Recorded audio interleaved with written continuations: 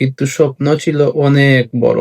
তার একটা পুরনো মোবাইল ছিল, মানুষ আর নিজের দৈনন্দিন জীবনের ভিডিও বানিয়ে ফেসবুকে আপলোড করত। এই গল্প আমাদের শেখায় স্বপ্ন ছোট হলেও।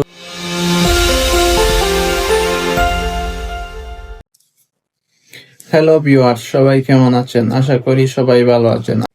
আজকে আপনাদের সাথে একটি গ্রামের ছেলের গল্প শোনাবো, যার স্বপ্ন ছোট ছিল কিন্তু তার উদ্দেশ্য অনেক বড় ছিল। সে এটার সাথে লেগেছিল, সেই জন্য সে সফল হয়েছে। তো চলুন আমরা শুরু করি।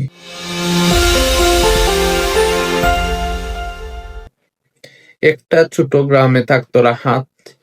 পরিবারের অর্থের অভাব, কিন্তু স্বপ্ন ছিল অনেক বড়।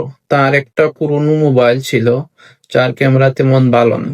তবুও সে প্রতিদিন গ্রামের সুন্দর দৃশ্য, হাসি খুশি মানুষ আর নিজের দৈনন্দিন জীবনের ভিডিও বানিয়ে ফেসবুকে আপলোড করত। শুরুতে কেউই পাত্তা দিত না। বন্ধুরা হাসাহাসি করতো, এই দিয়ে কি হবে, কিন্তু রাহাত থামেনি। সে প্রতিদিন নতুন কিছু বানাতো, শিখতো, কন্টেন্ট, নিজের মনের কথা ফুটিয়ে তুলতো। একদিন তার একটা ভিডিও হঠাৎ ভাইরাল হয়ে গেল। হাজার হাজার মানুষ সেই ভিডিও দেখে কমেন্ট করলো, শেয়ার করলো। ধীরে ধীরে তার ফলোয়ার বাড়তে লাগলো। আর এক সময় ফেসবুক তাকে মনেটাইজেশনের সুযোগ দিল। এখন রাহাত শুধু নিজের স্বপ্নই পূরণ করেনি, বরং গ্রাম আর গ্রামের মানুষের গল্প সারা দুনিয়ায় ছড়িয়ে দিচ্ছে। এই গল্প আমাদের শেখায় স্বপ্ন ছোট হলেও সেটাকে তাড়া করলে বড় হয়। মানুষ হাসলেও নিজের কাজে লেগে থাকতে হয়।